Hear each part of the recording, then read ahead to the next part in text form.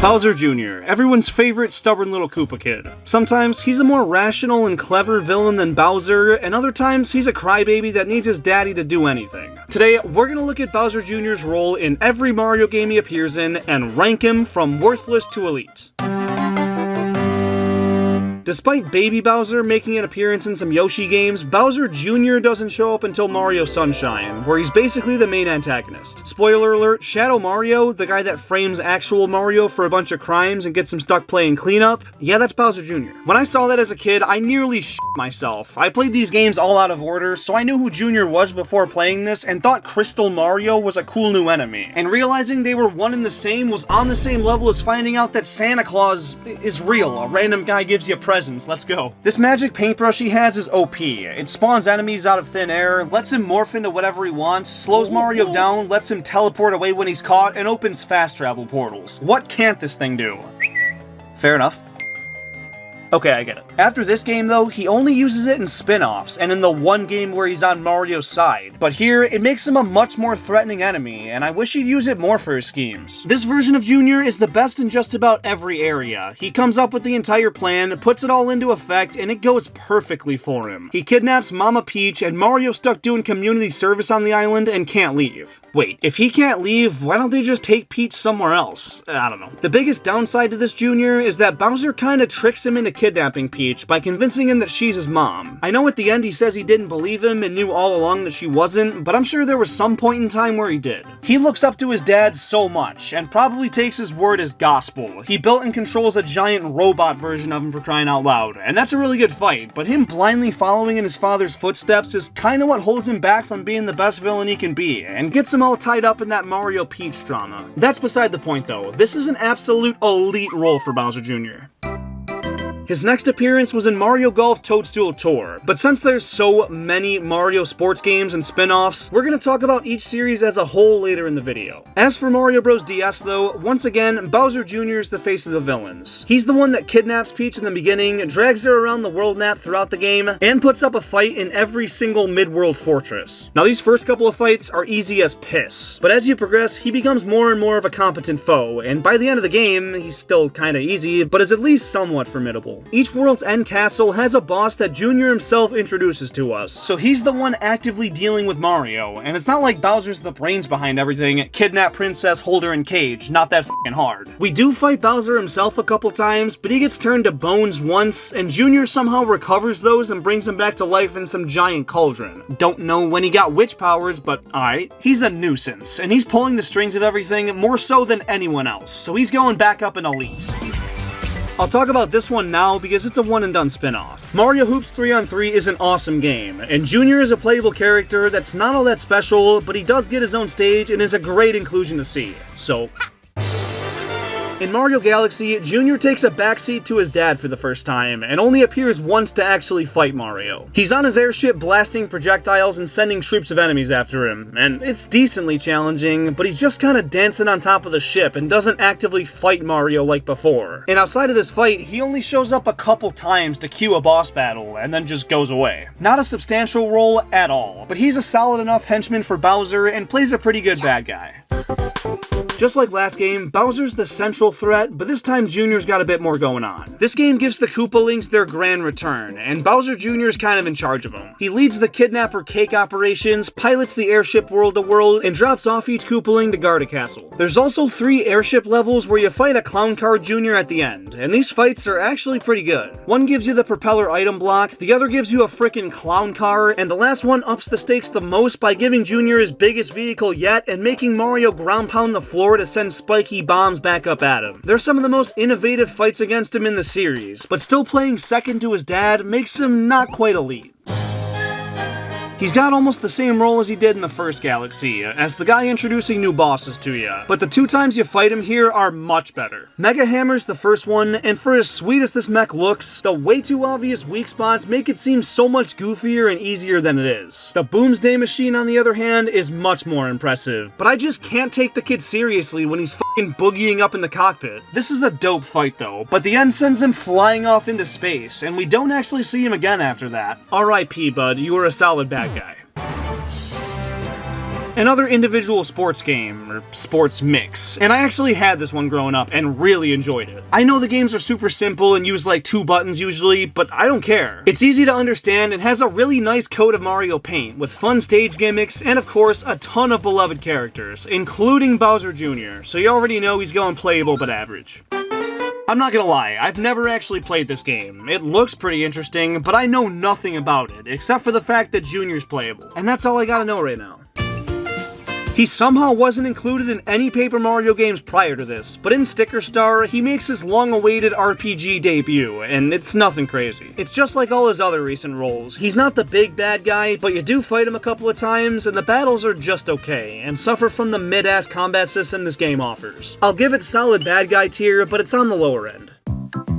This game feels almost the same as the Wii one, in more ways than one. Junior's controlling the main Bowser ship that kidnaps the princess, but now each of the Koopalings gets their own airship, and they just drive themselves to their castles to get the beat out of. You fight Junior at the end of airship levels once again, and here there's a neat submarine one, and one where he tries to break the ground from under you. After that fight though, he does something kinda stupid. He charges up that Bowser fist to crush the good guys, but winds it up for like 10 seconds so they have time to run away, then punches straight through his airship, and it goes crashing down. Now, he survives it, which is alright I guess, but that was dumb. He does try to redeem himself in the final fight though. He's right there alongside his dad doing as much as he can, and after Bowser goes tumbling down, he honorably jumps down with him. That dependence isn't a great look, but everything else was decent. He's alright, and same thing for Luigi U.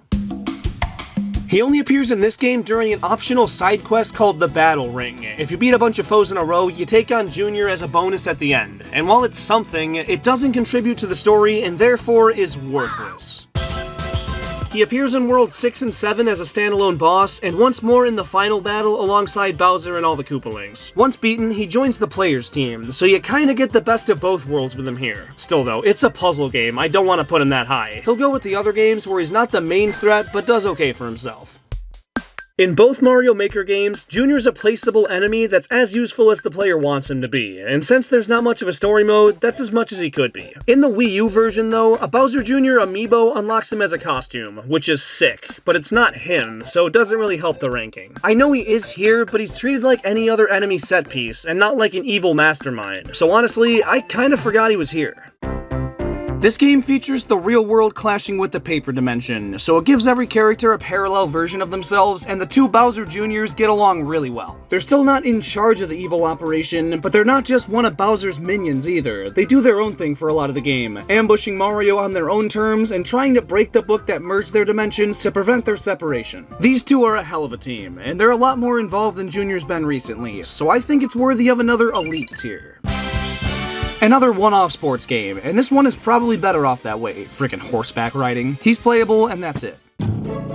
This game finally gives Bowser Jr. a major role again. Early on in the game, it seems like he's the main antagonist. He controls most of the rabbit enemies and creates a super powerful army of them to conquer the Mushroom Kingdom, without his dad, might I add. As the plot goes on though, he loses a lot of his army, and the true villain, the Megabug, starts to take over, and even flaunts his unconscious dad in front of him. Shit is dark. So he teams up with Mario's crew, saves the day, and that's that. Him having to switch sides is never a great look, but the fact that he realized the severity of the situation in time to make a meaningful impact does work in his favor, and I think does enough to lock him into elite tier. He's only in the new bonus mode, but he's the playable protagonist for the only time in the series. And it's not just some 2-hour add-on, it's like an 8-hour extra adventure, and Junior's locked in as the team captain, which makes this an easy elite. When you first encounter him in the game, he gets obliterated by a pair of scissors, and has to get dragged back to some hot springs to get restored. It makes him look pretty freaking pathetic, but he does lend him his clown car after the fact, and it helps a little, but his big contribution is when Mario's trying to escape hordes of enemies in a volcano, and Junior sacrifices himself to let Mario rescue his dad and make it out. What a selfless thing to do. I can't believe he's gone. Oh, alright, cool, he lives. A terrible start and a good bounce back averages out to a decent mid-tier. He's surprisingly not in Mario 3D World, but he's a big part of Bowser's Fury. His dad is pissed for no apparent reason, so Junior teams up with Mario to try and stop Bowser's blatant rage. Mario's the one doing all the work, but Junior can uncover secrets, knock out enemies, and be controlled by a second player, which is awesome. This is the first and only time in a mainline Mario game where he's given such a role, and that's an automatic elite.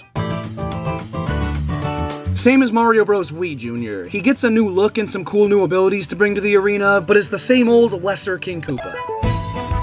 Bowser Jr.'s got a ton going on here, but none of it amounts to a whole lot. He makes a new friend with this dude named Buddy, but that doesn't do anything for the plot, and the biggest thing that happens involving Jr. is him getting kidnapped by the actual bad guys. Becoming a damsel in distress is kinda tough to talk your way out of. Worthless. For these sports series, we're going to take into consideration how many games he's been included in since his inception, and for Mario Golf, he hasn't missed a single one, so he's textbook playable but average. You'd think he'd be a Mario Kart staple. I mean, he made it into Double Dash just a year after his introduction, but this series has gypped him more than any of the others. He's not in Mario Kart DS, even though Robert is. He's not in Mario Kart 7 when the fucking Queen Bee is, and before 8 Deluxe, in the base Mario Kart 8, they forgot about him. Pink, Gold, Peach. This is why I made this tier. He hasn't missed any tennis games. There's only 2 baseball games, unfortunately, but they do at least feature Bowser Jr. He wasn't featured in the original Mario Strikers, which came out 3 years after Sunshine, but he did make it into Strikers Charged and Battle League. The latter was only through DLC, and the fact that he wasn't part of the launch roster is absurd. Almost forgot. He wasn't included in any of the GameCube entries for some reason, instead we got freaking Koopa Kid, but as soon as he got involved, boy was he playing a good role. Mario Party DS introduced him, and it's one of the only Mario parties to have a single-player campaign, and in it, Junior's the main bad guy alongside his dad. After that, in 9, he gets his own spaces on the board to f with players. In 10, he's guarding the boss castles, and in the others, he's at least a playable character. It took a while to pick him up, but the Mario Party series has done more with him than any of the other spin-offs, so he's going above average. There's a lot of these games, and after being snubbed in the original back in 2008, he hasn't missed a single one, so I'll keep him up in playable but average. And the final spin-off series we're covering is Super Smash Bros. And I know he didn't make it into Brawl, but being invited to join Smash is a lot harder than a Mario sports game. So getting there in Smash 4 and keeping his spot ever since keeps him in playable tier. And there you have it. Sorry about my voice, it's really gone.